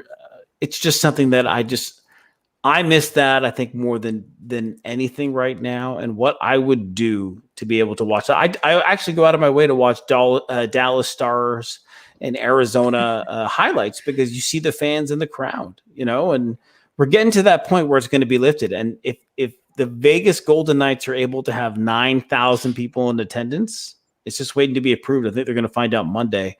That's pretty exciting, So I mean, that is cool. Good on the way that the NHL is handling that. I just think when it comes trade deadline day and it comes to that point, what are they going to do? Right? This is the big question. If you can reduce the quarantine time, that changes a lot, right? Yeah, especially if they fly privately, they might get it reduced to a week. Yeah. And this is the thing. What if they were talking about it tonight? Like, what if a player's already vaccinated? What's the reason then for making him quarantine, excuse me. But right. Anyways. No, but these are like fun. These are serious questions that have a massive impact. Things you have to talk about and think about, right? Because it has an impact on a lot of things. Yeah, if you want to bring up trades, this is what the impact is going to be on trades, right? And what you're going to do to acquire. It's about a month away, right? Trade deadline, right? April like that, I think. Yeah, I think it's actually a month today. It could be a month today, but that's what we got to wonder too. Is it all depends on how the Canadians are playing based on what Bergevin decides to do every year. So they're still missing that firepower a little bit. And, I always want to bring up Cole Caufield because I think we're just all excited to see him. Who knows if it's going to be this year. If that quarantine issue gets resolved, I don't see why you don't bring him in. That's a free move right there. That doesn't actually cost you anything. Give him the experience. Yeah. I like to see him level. Like they did it with Romanov and he didn't touch the ice last year. So why not do it with Cole? I think you're going to see him there. It's just you can't put him on the fourth line and expect Cole Caufield to produce. You've got to get him up with Suzuki or a Kotkaniemi, or maybe you start him on the third with Danault. But if he does come up, you need him on the power play because that shot is elite. It doesn't matter what league he's in. I know he's played college, but that shot alone on the power play will score goals in the National Hockey League because he puts it in places where people can't get to it. So there's a free rental player right there in itself is Caufield. Great point, Deeks. I think it's just kind of inevitable in terms of that's what his job's going to be. Like we haven't had a pure goal scorer on this hockey team since Max Pacioretty maybe, and I think he's got an even better shot than Max Pacioretty by far. So I don't care what else Cole Caufield does. And by the way, he's a good playmaker. Like he took a lot of steps this year in college in the World Junior Tournament. I know that a lot of fans were concerned about bringing prospects in too soon. We just kind of talked about that with failing and that whole deal. But Caufield, if he just comes in and does that one thing, score goals, which is what we hope he does for 15, 20 years, then no one's going to care. Like, give him limited minutes. But I think that third line will be a great fit, whoever ends up being on it. And that power play, Montreal's first and second units could really get going if he's part of that sooner than later. No, those are very, very good points. Got two more things, and hopefully we'll get some more comments. And once again, email the show, and you jump into the show. That's how we do things, video chat. So once again, live@habstonight.com. Once you send us an email and saying, let me in, like the Fiend. Once you send us an email and you say, let me in or live, at that point, we'll get you in and you're part of the mix over here. I'd love to hear your thoughts on the game tonight. We'd love to hear your thoughts on the upcoming schedule next week and some of the topics that we have right now. So live@habstonight.com. That would be great. So the other two comments that I have written down here, and welcome everybody's comments to this. So number one, is the team still adjusting to the new coach and the new system? I mean, do you see that, or do you see them? I mean, it's such a shortened season that with practices and everything, like it takes a little bit of time. So you'd think that if they had, I'll give an example. If they had in the normal season maybe a week or 2 weeks, that's like a month, or condensed here, right? Or sorry, the other way around. Like if they had a month in the regular season, that's like maybe a week to get to where they need to be. So I think that's kind of a little bit hampering them too, because you can only introduce small little, tidbits of new systems, because if not, it's too much too soon. So I don't know if what everyone else here thinks, if they are adjusting already, or if you think there's still a little bit more of a learning curve. Brandon. I would think. Who wants to go? I think they're still adjusting, but also they haven't had any practice time to adjust. So he's just going over video most likely, or whiteboard, whatever you want to call it. But you think he gets hired, they go on a road trip. They play Vancouver and they play Winnipeg, all these teams. But then you have the late night game in Vancouver. They get to Calgary like 5 o'clock in the morning, play that night against Calgary, have one day off, so you can't even get a skate in because the guys are already gassed. And then you have to do an optional skate because you got to save some energy for tonight because they play again on Monday. It's tough for him to make these changes when you have no practice time with them. Obviously, we've seen like the power play and stuff under Alex Burrows, phenomenal. But I think the key core things, he's unable to do it right now just because of the no practice time. But also, I had a point there and that's gone. But I was going to say is, once they do get practice time, they'll be fine. Because I think I saw some old tendencies start to creep in the last couple games here. And I think that's stuff that once he does have some time with them, that they will fix them. So I think, they're still adding some systems into the play right here now. I did hear recently on the radio too. This is the hardest road trip of the season by far. I think it was Pierre McGuire who said it, whether you're a fan of him or not, but he made a good point. I mean, he's been around the game a long time. Does know what he's talking about to a degree, whether you agree with him or not. But I think that probably rang true for the Canadians, and the fact that you're still doing it under a new coach who's never coached in the NHL. They're not doing as bad as we think. I think it's just a matter of circumstance when it comes to, again, like the situation that they're in, playing all these games in so many nights. Weiss mentioned it recently. He's been there, and he knows some nights you just don't have it. And tonight, for the first half of the game, they didn't have it. Right.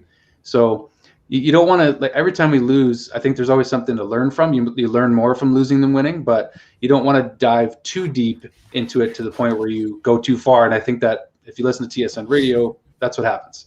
We either go really too far when we win and we're too excited, or we go too far down when we lose and we're too down about it. So I think there's still time. Like Brandon said, they need practice. They need some more time to implement the systems. And honestly, when they did practice, they did see some success. The power play overnight, it was like a flick of a switch. They were instantly better. So I think you don't want to dive too deep into it. They're not as bad as we think yet, I don't think. All right, I'm just messaging someone in the comments. There's someone who's trying to get in, and we're just posting an incorrect email. So just a heads up, it's not live at habstonight@gmail.com. It's live at habstonight.com. So I'll post this there right now. Simple mix up. No, but we just made our emails literally like an hour ago. So there could be that issue. Sorry about that. So live at habstonight.com. Oh, there we go. Okay, perfect. We're still learning. Yes. It's my first day. Oh, I get that all the time. Don't worry. And that's the great thing. You learn from all the things you're going to do. I still got to figure out a way, as my wife has been pointing out, to make sure that I don't see my window in these streams. But I have an HD wide camera, and I mean, this is no one's issue to even think about. But I have got to figure this out. So I will figure this out. I promise you. And I don't like being too close to the camera because it shows off my just for men touch of gray hair here. So I'm trying to avoid that here. Aaron's famous quote in the chat group. No, it is. The insecurities that I have are legendary, I have to tell you. So once again, live at habstonight.com. Get in the mix right now. I think we're going to have someone joining us very soon, and hopefully they get on, and we'll be able to chat with them soon when they pop on here. So the other point that we had over there, so we're talking about still adjusting to the coaching system. Another point that I had down here, I want to say on Twitter a couple of days ago, we saw that trending was Cassie Campbell. So I was like, why is Cassie Campbell trending? And I went and I looked, and honestly, I was disgusted. These fans saying, why is Cassie Campbell on commentary? She's terrible. Okay. She's one of the best in the games right now.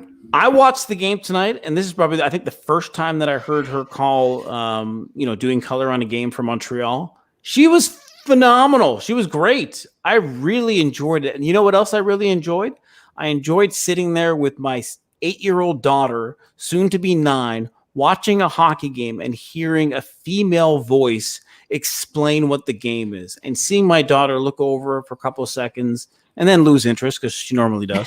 But just seeing that for a second and hearing that was important to me. And you know what? Also, the things that Cassie Campbell was talking about was bang on, and she was great. So I don't know what this is, if this is a bias in any other way, but folks, if you're going to sit there and complain about Cassie Campbell, I think you've got other issues other than, being a hockey commentary fan, because she's great. And you know what? She's one of the best women players too. Oh, if you're a fan of Canadian hockey, you should have a Cassie Campbell jersey. I mean, just change the way that women's hockey was defined and is being defined as we go, right? It's a beautiful, beautiful thing. So I don't know if anybody else has an opinion on that, but it drove me nuts. And I, you know what, Anik, you're the only female here on the panel. What do you think now, having, a very strong female with more of a hockey background than probably half the males that are on commentary right now in hockey? What are your thoughts about that? I think it's extremely important. I think the first thing that we talked about when you guys reached out to have me on the show is how it's important to have diversity out there, first of all, and how women actually do belong in sports. It's not just a male thing. We have to change that. We have to change the views. And like you said, if you can have your 8-year-old daughter who's sitting there looking at it, listening to it and saying, wow, this is something I could be too, or that I could do, super important.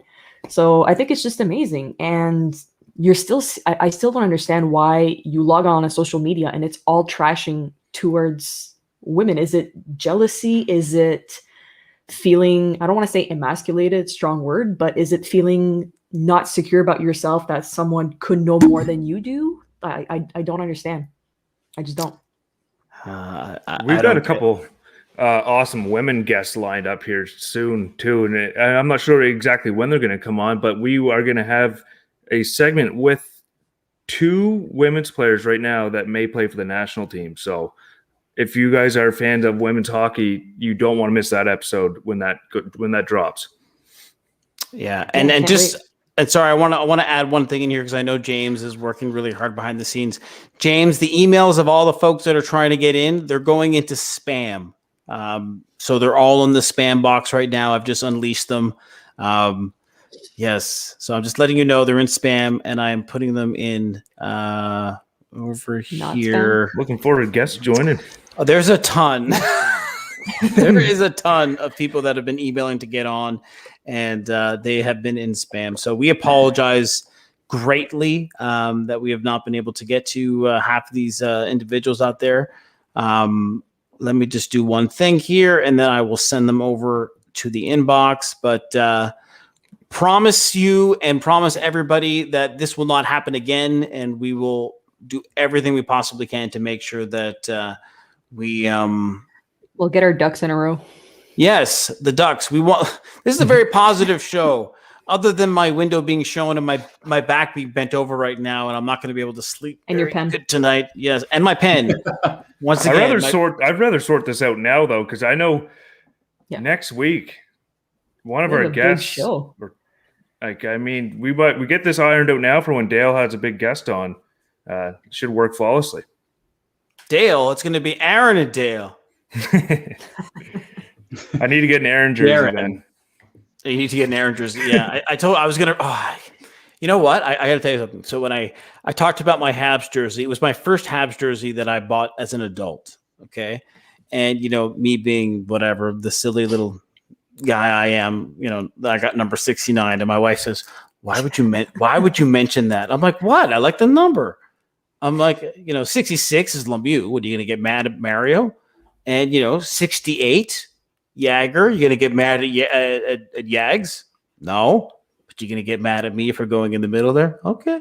And I'll show it to you on the next live show. It's going to be it's one of not a retro jersey, but it's the jerseys that they wore before they changed the styling with the NHL or Ligue Nationale de Hockey on the front. So it is an interesting way to see it. So James, let us know when. Oh yeah. So mine's English. Darn it. So okay. So we have mine's people, not movie quality. Oh no, yes, movie quality. There you go. So we got people coming in. We got a lot of emails here coming in from several people here. So I know James is probably we've got 2 people that have desperately wanted to get in tonight. So they've been emailed passes. So we hope to see you in the green room very shortly. Awesome, good job, James. Thanks, buddy. Yeah, no, I just thought of it. I'm like, wait a minute, maybe it's in spam, sense, doesn't it? Yeah. Am I bad? Okay, James, sit on here for a little bit. I'm going to try to organize myself here and fix my thing so I don't have my window showing, and I'll be right back, folks. Hey, Zoom, how's it going? I see a lamp. I don't know if we want to talk about that. But. I kept looking at lamp. I love lamp. Anchorman, if you haven't seen it, so I think you won't get it. It's Flicks, and who's the other one that was emailing? Lampy. Sure, check your inboxes because you need a pass to get into the green room here. So I'll be very specific. It's Josh and Anton. So I'm sorry if you're trying to hide behind your pseudonym, but you are the people we want. Don't tell them they're secret agents. I like the interaction. I like having the fans come in and talk. Oh, that's awesome. We're all fans, right? Yeah. Like, we got about 40 people, something like that, or 47 people sitting there watching the show right now. Thank you. It's so bad. I'm sorry, everybody's sorry that we didn't get those emails because we would have been interacting throughout the whole time. But we are learning. We got Josh. Josh, what's going on, brother? Not much. We got Josh. Sorry. Can you lower down your volume there because we're getting a little bit of echo? I feel like I'm back on radio with a 7-second delay. My bad. Don't apologize. Don't you ever apologize to me, Josh. My question is, what do you think Brian Burke bring to the goaltender situation in Montreal? Sorry, can you repeat that? You just broke up towards the end. What do you think Brian Burke will bring to the goaltending situation in Montreal? Sean Burke, yeah. Good question. It's Sean Burke who's coming in, and that's my bad. Yeah. No, don't apologize. I just told you not to apologize. I confused that last week. I did the same mistake last week. It's all right.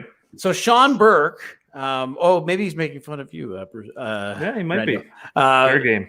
So listen, Sean Burke is first of all, he's a former NHL goalie. Okay. He was involved heavily with Team Canada for many years as a player. He's got a temper. Okay. But he's also had a lot of successes. So a couple of recencies when you look past in the past couple of years, Mike Smith and a few other goalies, when he's been there, those goalies have had record seasons and career highs and then have signed massive deals. And then all of a sudden when he leaves, things don't go as well. This is what I've seen. So I think this is an exciting move to see what they're going to do forward. I really did like Stefan Waite. I thought he was, a Stanley Cup winner. He was great. And you know what? He's good because he's going to find work anywhere else, in my opinion. He's that talented. But I'm excited to see what Sean Burke is going to bring in. I truly am. What about you guys? Yeah, he's got a high thing. I'm super excited. Sorry, go ahead, Jer. No, you go ahead. Ladies first. No, I was just about to say the same thing as Aaron. I'm excited to see what he's going to bring. And I, too, was a big fan of Stefan Waite as well. Was a fan when Bergevin brought him from Chicago. And I know him and Price were pretty tight, too, for the past 8 years. But like we said when we learned that he got fired, change is always good. So looking forward to see what he's going to bring. Yeah, I wonder too when Stefan did get let go. I mean, like we all seem to know, Carey Price and Stefan Waite were very close. So I wonder if that played into it also, because was there almost a case maybe of there was too much comfort, like when you're too comfortable, maybe sometimes that's not a good thing if you want to try to get your play up to the next level. So they're obviously great friends. They're always going to be.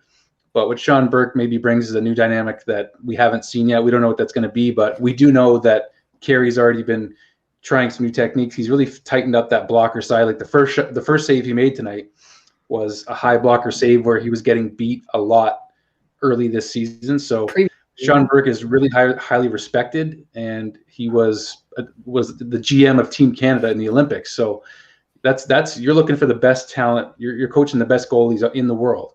So that's a good sign if you're going to be coaching Carey Price going forward. Absolutely. I agree with all those takes. I got a question for you, Josh. What jersey do you have on? I got a Druin jersey on right now. Oh, Druin one. You must be liking how he's playing recently. Yeah, he's been playing really well. He's really tightened it up defensively. You're not wearing he's good on the back check. You're not wearing a Weiss jersey? Come on, man. That's right there. When he came back to Montreal, I was super excited because the first time he was there, he was playing so well. Everyone was calling him the Dutch Gretzky. He is the Dutch Gretzky. He still is. Okay? And we're going to start having the Dutch Gretzky T-shirts available on this show exclusively. And if you purchase them through our show, or if you win them through our show, he's going to sign them. Some really cool stuff. I mean, Dale, I got to tell you, Josh. I mean, a lot of people don't know him personally, like Dale personally. He is one of the most down-to-earth human beings. Like he's amazing. He's honestly amazing. You would love him. And that's the great thing when we're doing our shows and he's on them and they're live. It's like he's your friend for 20 years. Like just a really, really good dude. So I'm really excited that you got in. And you know what I'm more excited about? That we got your email out of spam. So now when you email us, it will go into the inbox. I promise. Yeah. Okay. My other question is, what is your guys' opinion on Lehkonen?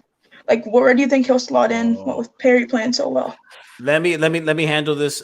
Lehkonen to me is one of the hardest working guys on the Montreal Canadiens. He is, I would personally say he's one of the most underrated, but everybody talks about like he does everything so right. If there was a way, and I suggested this a few years ago, to train Lehkonen to be a center, could you imagine how responsible he would be as a center? And I'm like, oh, why didn't they do it? Because they could, but Lehkonen to me, Dale played with him. I think they were on a line last year. Wow. To me, he's magic to watch. What do you think there, Anik? About the same thing. I don't know. I kind of always compared Lehkonen to our now Plekanec. Just on the PK, he's the guy you want. I think he's been great this year. A few shorthanded goals, if I'm not mistaken, as well. So just on the PK, been great. So huge fan of Lehkonen. I think he's got 2. Yeah, 1 or 2, if I'm not mistaken. Drew Deeks, what do you think, buddy? Well, you mentioned if he was at center, it got me thinking like he's like a heavier Phillip Danault. If he had the hands. Lehkonen just gets really unlucky a lot of times. He works so hard, but it's tough. Again, just with the whole taxi squad situation this year, you see what Corey Perry's doing. It's hard to take Corey out of the lineup at this point. He's made as we mentioned already, that he's made a pretty significant impact, and he's probably going to keep doing that the more he plays. So it's tough. That fourth line is probably one of the best. It was the best line tonight by far. Yeah, and he did great work tonight. So Lecky's a hard worker, and you can never discredit how hard he works. I just wish he would get rewarded more. I think we would all wish that. Yeah. Josh, are you enjoying the show? Yeah, it's a great show. I actually found it out through watching all of Drew Deeks post-game shows. Deeks fan. Good job, I always watch Drew's, and then I watch Scotty and Canadians. Scotian Canadian. Oh, Yeah. okay, well, I just heard that the Scotian Canadian is expecting a third one on the way, so that's congratulations. Congrats. Yeah, congratulations. Lots of babies. Congratulations to him, and we joke around a lot, but you know what? He's got a good channel. He's been doing his thing now for a while, so good for him.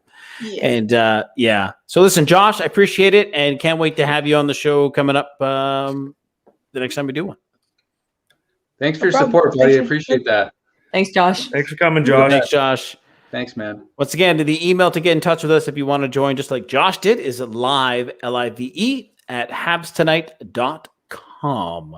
Live at habstonight.com. One more. I've got a question here from J Mac, who wrote in saying, with 2 different losses under completely different circumstances, and that's a very good way of putting it.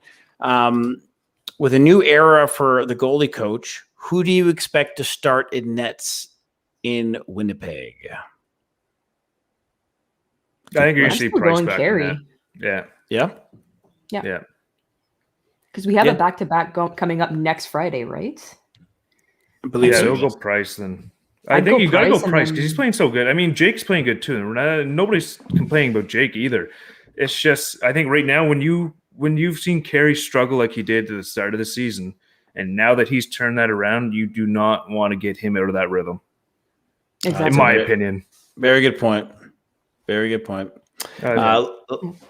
Sorry, Drew. What were you going to say? Oh, just again, like the goaltending to me just isn't the issue right now. It's like the last couple of years. Yeah. We need goals, and it's consistency. It's hard to score in the NHL. Like we have to remember that too. They just scored 5 the other night. They scored 7 against Winnipeg. Like it's just it's a weird game, hard game to figure out. And if they can figure out the scoring, I know I mentioned Cole Caufield, but if they can figure that out soon, man, I mean it's gonna make this goaltending controversy quiet down a lot. I think. Yeah, I don't think it's a controversy. I just honestly think that people come down on Carey because the reality is of his salary, and that shouldn't even be an issue. If there was no cap right now, would anybody be saying anything? No. So, you know what? Everybody is very invested. Well, there you go, right? He's doing better now, I think, this year. But I predict Montreal will win a Stanley Cup before Carey Price's contract is done, and he will be the goalie for the Montreal Canadiens when that happens. And that's not a hot take. That's just a reality. And it's a little pill. You take it, you take a little glass of water, and you swallow it because that's the truth. Let's go to there you go. Drop the pen. I dropped the mic, but mine's hooked up to something over here. Let's go to our next caller in the show. Sorry for the wait, Anton. How are you, buddy? That's cool. I'm doing good. Awesome. I just wanted to ask about Jeff Petry and if you think he can win the Norris this year over Victor Hedman. That's an awesome question, man. It's gonna be tight. What do you think? Well, let's turn this back on you. What do you think? I think absolutely because he's outstarring Shea Weber. If anything, they should maybe consider putting him up and taking Shea Weber down just to the second pairing, just to see if it works for one game. But I say absolutely because Victor. I mean, as good as Victor Hedman is, Jeff Petry's been on a roll this year, and he could definitely steal the Norris Trophy from Hedman. It's between those two, I think. And sorry to interrupt. This was the comment I was going to make before. You know, Petry's a little bit older. Was he 28, 29? Or no, he's in his 30s. Yeah, he's early 30s. So, you know, last year, the last winner of the Norris was Giordano, correct? Yossi last year? Yep. Oh, sorry, Yossi. But Giordano won the year before, and he was 35. So I was thinking, and this usually doesn't have anything to play in it, but like, an older guy in the NHL wins it. And then the next year, another player, close to the 30, 31 mark wins it. Do you now want to keep that trend? And this is just, pure speculation on my part. Like, how often does a defenseman over the age of 30 win it consistently? But then again, you look at Jeff Petry, look at the way he's playing. What is he leading the league right now? He's leading Montreal for everything when it comes to defensemen. He is playing lights out. He is quarterbacking a power play. I mean, he is doing everything. He's doing everybody's job right now. Yeah. Basically. And you talk about one of the greatest trades ever, in my opinion, in the history of Montreal, the Jeff Petry acquisition and signing him twice. And Weiss talks about this. He talks about this too. He's like, when Petry came to Montreal, they went on that run where unfortunately Carey got hurt right in the conference finals, and Petry loved it so much he signed a deal. Right. And remember, after he signed that deal, he had that big commercial in Montreal with him and the Big Mac and McDonald's. The burger, yeah. So this was the big funny thing. And then all of a sudden he sticks around through the good and the bad. And then he signs again. Now, if he could win the Norris, you think I mean, just think about it for just a second, your heartbeat. That means within the last 7 years, you'd have 2 defensemen, the same team, winning the Norris Trophy. So how often has that happened? Not very often. Not often. I bet you're happy to Bergevin that you signed him to that extension before his deal was up. Because if he wins the Norris and his deal was up, that's a lot more money. That's a very good point. Anton, what do you think about that, buddy? Yeah, that's a very good point. I also wanted to ask about Caufield and how many goals do you think he get in his first season? I'm saying about 25, but do you guys think he would get more? 82 games? Shortened season or full season? 82 game season. I think, and I'll just throw this quickly. I'm sorry to interrupt everybody. I think he would come into the league and get minimum 30 and would fall into a trap the year later where a lot of goalies and people would, kind of find his game and know how to stop him and prevent him, which we see a lot with young rookies who can score. But I think he would do very well his first year. Over to you, Drew. Thank you, Aaron. I think it's funny watching your reaction because there's like a delay a little bit, so it's there's like a delay in off. Anyway, I think it would be what I like about Caufield so far is that nope. His internet's going. I think he'll adapt to goalies and he'll adapt to the video room and people studying him. You guys got me still? Am I good? Yeah, you're good. Yeah, you're good.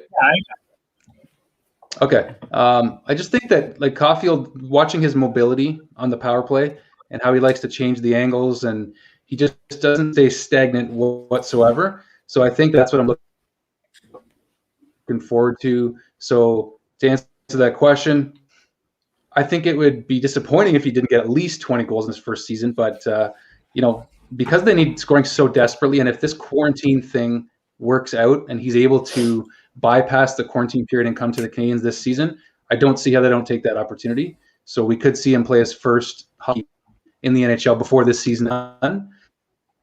But when you look at an 82 game schedule, if he doesn't play until next year, if he doesn't get at least 20, it'd be disappointing for sure. Brando? Okay.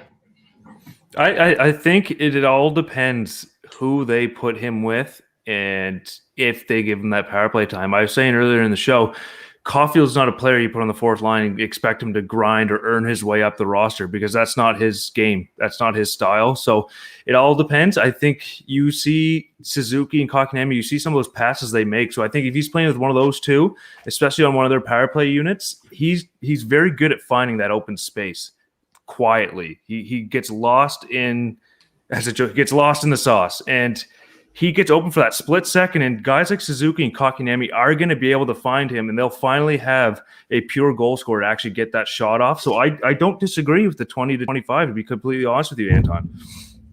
Okay. What else, Anton? Are you enjoying the show? Yeah, I'm enjoying the show. I left Carey Price's stream because he's too negative towards Price. I mean, I think that Price made a few good saves he wasn't spectacular, but he made a few good saves this game. And if he had some help from his offense, he could have won or at least take it to overtime. Yeah. Are you growing the beard out right now in order for Montreal to get into the playoffs and then? Well, it's not the full beard. I shaved down here and up here a bit, so it's not a full beard yet. I like the look. You look like you're like a Lannister soldier from Game of Thrones. I'm starting. A little patchy, but and we're gonna have to start doing this. So James and we're gonna have to figure out a system here. But where are you? I don't want to say calling from. I don't want to be traditional. Where are you calling from? But where are you video chatting us from? Oh, I'm from Hamilton, Ontario. So same place as Ken Dryden. Oh, the Hammer. Steeltown. Hey. Yeah, a lot of people don't know that Ken Dryden's from Hamilton. When I tell them that, they're like, "What? He's from Hamilton?" I'm like, "Yep, he's from Hamilton." Yeah, cause he doesn't want to tell people. I'm just kidding. He likes to say he's from Montreal, right? I mean, that's his thing, right? I love Hamilton. Hamilton's great. Not that far from me. I'm not that far from Drew Deeks. I'm in Toronto. So I'm in enemy territory. Yeah. Yes, you are. We all are, I guess, right? So so you're there from are a lot of Hamilton. Leafs fans here in Hamilton, unfortunately. There are only a few Yeah. Habs fans. And how'd you hear about the show there, Anton? Facebook. Awesome. Right That's on. good. So we very much appreciate it. Tune in next week. Make sure you like and follow our YouTube stream and our Twitter and all that stuff, because we got some big announcements next week. And if you thought about asking questions to some individuals, next week's going to be a really big one. They're going to get to be a part of our Q&A. Promise you that. Okay. Thanks. Thanks again for coming on. We appreciate it very much. Thanks, Anton. Thanks, Anton. man. That's good. And then, I'm seeing in the chat right now, Evan is from St. John's, Newfoundland. St. John's, Newfoundland. Okay. He's ahead of me then in time. Oh, wow. Yeah. And then, everybody. Oh, yeah. Downtown Hogtown. Fun place. Oh. Mississauga. DJ Patrick, Mississauga. Not that far away from me. Somebody commented on one of our videos. Where was that from? There's one from, is it Israel? Yeah, it was from Ireland? our post game. The whole Our post game. It's awesome. Full on Worldwide. Israel. In Israel? Really? Okay. I'm Yeah. huge in Israel, by the way. I'm huge. If you go on Spotify, you can listen to my music, and like some of the #1 songs are streamed out of Israel. I never know if you're kidding or not. So I know it's hard to tell, but Israel and Germany, I am extremely popular in those two places. So Alex Gagne is right down in Montreal. Alex, what? In the Holy Land. Alex Gagne is Montreal. I was just reading some of the locations. Hey, we got Ron from Ottawa, representing in Ottawa. Oh yeah, and get to know. I love in Montreal. If you want a hot dog, Ottawa. Shancho. What was that? I've never what heard it is, anybody Shancho. say that, but sure. But that's what it is. And I used to Yeah, always but I've do never it. heard anybody not a calling thing, it's for a not a hot thing. dog saying shancho. That's what they did. If you go to the games. Anyways, and then if I you want a go, Bell if Center you hot go to dog. Montreal, if you go to La Belle Province and you get like a poutine. A hot dog? Shancho. A shancho. You get your French fries, and I don't know about you, but I'm the guy who always says, "Can I have some mayo on the side, please?" And then I dip my fry in mayo and a little ketchup and create this Mix little them together, fancy man. thing called. Oh, yeah. I Very call Montreal it. of you. Listen, I call it Mayup, right? And then I just make it. I love Right? it. So that's how it tastes so good, right? I enjoy it very much. It looks like what do they call it? French Thousand Island salad dressing. So interesting stuff. And okay, so anyways, other than the Cassie Campbell doing an amazing job, and truly, Cassie, if you're watching this, if you see this anywhere, don't listen to any of these people online. You are phenomenal, and thank you, because once again, as a dad sitting there with a little 8-year-old watching it, and she's hearing your voice, now she's associating hockey with not just a bunch of men and everything else, but she's seeing and hearing from someone who is so successful as you, and it makes me very proud, not only as a Canadian but as a dad, and just a hockey fan and overall. So thank you. Come on the show, That's Cass. all. Yeah, there you go. Come on the show. Yeah, for sure. We'd love that. That's all I think we have for today. Maybe we'll give our final thoughts for this post-game show for tonight's program, and then we'll kind of gear up for what we have coming up next week. So we'll start off, obviously, ladies first. Nick. There you Getting go. better. There you go. You're I'm getting You get better every week. I'm getting So my much, gold Aaron. stars, Thank you. okay? Progress. What's Then that? we'll work on the last name. Yeah, that's going to be a whole different challenge. I'm going to have to send him a few voice memos for him to practice throughout the week. La mer. No. It's okay. Miguel. There you go. No, post-game thoughts. Obviously not our best game, but still some pretty positive things. Like you said, going to go back on Carey, still making some key save. Jeff playing great. Hoping we can get back on track with our power play, since we missed a few key opportunities I found, especially, was it last night or the night before, at the end of the period in the third, and especially today. But overall, reset, start back against Winnipeg, and go from there. Mr. Drew Deeks. Yeah. Well, first of all, this is our first live show, so thank you guys. That was fun. This was fun. And thank you for everybody watching. Of course, the fans are the heartbeat of this show, as you'll hear Dale Weiss say, and all of us say, throughout this entire experience. So as far as the game, though, like we kind of touched on earlier, it wasn't goaltending to me was the issue tonight.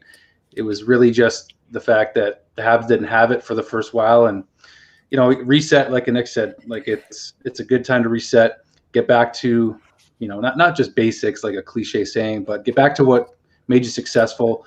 And they got to get the puck out of their own zone faster earlier on in the game, and just get some practice time. And like Brandon also said earlier too, and just kind of make some tweaks. They're not as bad as we think they are. Well said, Deeks.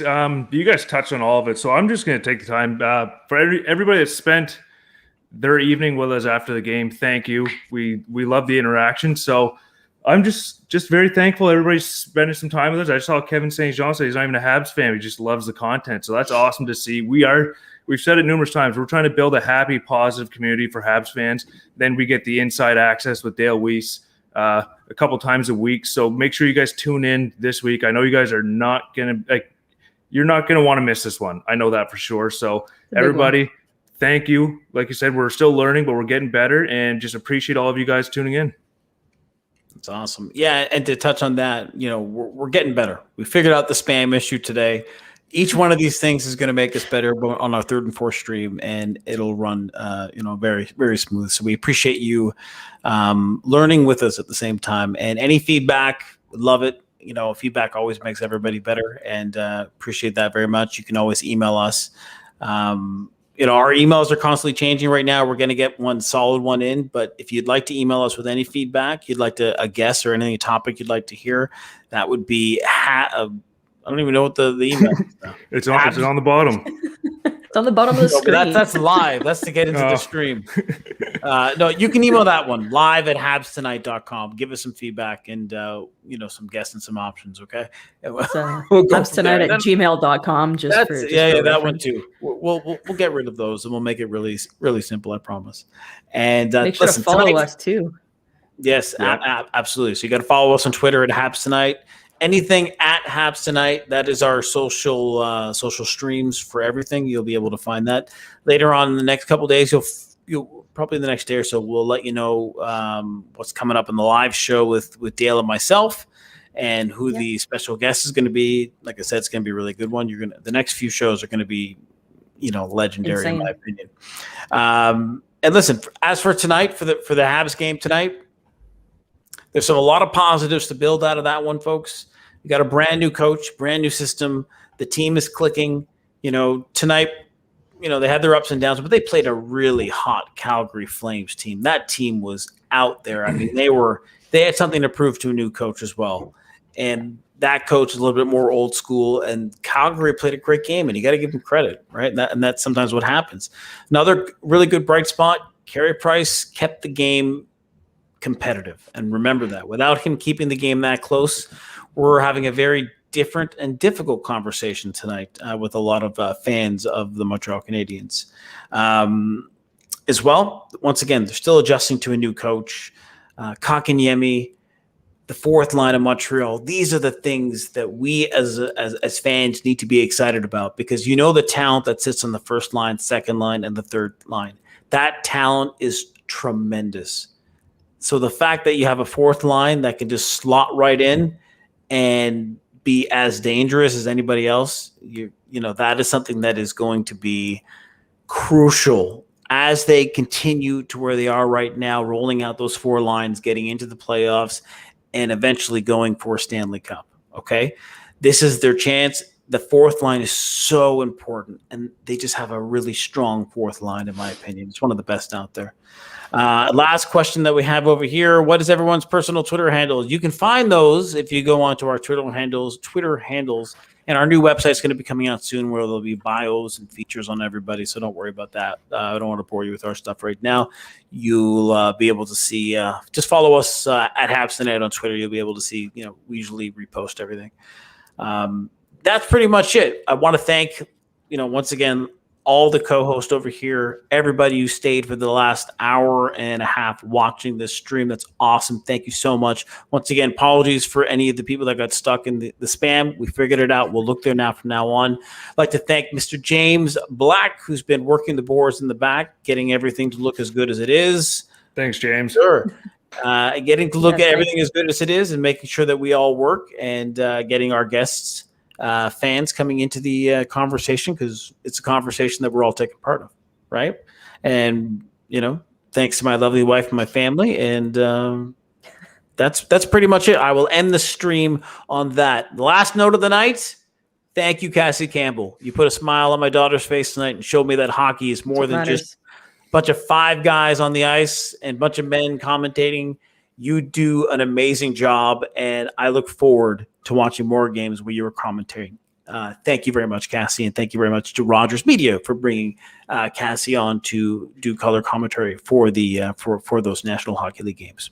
So for Aaron Thomas, for Brandon Legacy, for Drew Deeks, for Annick Lemaire, for James Black, I'm getting there, Annick. I'm getting there. Yeah, I know. My name is Aaron Amadeus. Thank you very much for tuning in to Habs Tonight post-game edition on Saturday night, and we'll see you on the next game. Enjoy the rest of your weekend, everyone. See you guys.